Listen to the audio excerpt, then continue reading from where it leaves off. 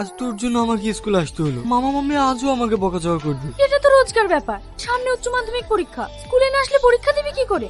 আবার তোকে বললাম তুই যদি পড়াশোনা না করিস তাহলে বাইরে যা। আমার কথা তো শুনবি নি? বাইরে গেলে তোকে ছেড়ে থাকতে পারবো না যে। তাহলে পড়ে পড়ে মার খা।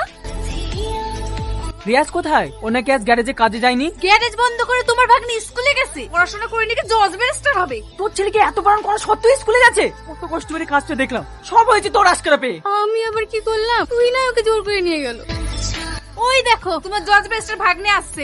এই তোকে আমি বলিনি স্কুলে যাবি না? গ্যারেজে কাজ কামাই করে স্কুল যেতে নিষেধ করেছিল। ভালো করে মারো, ও আমার একটাও কথা শুনে না। ওর জন্য কথা শুনতে শুনতে আমার জান জীবন শেষ হয়ে গেল। নেকামো দিতে বাঁচা যায় না। তোমাকে আমি কত করে বললাম এই দুজনকে বাড়ি থেকে বিদায় করো, আমার কথা তো শুনবা না। আমি তোমাকে বলে দিচ্ছি, দরকার একটা ছেলে দেখে তোমার বোনকে বিয়ে দিয়ে দাও। আমি আর ওদের পথে ভাত করতে পারবো না। আমি স্কুলে যাবো না মা, আমি কাল থেকে কাজে যাবো।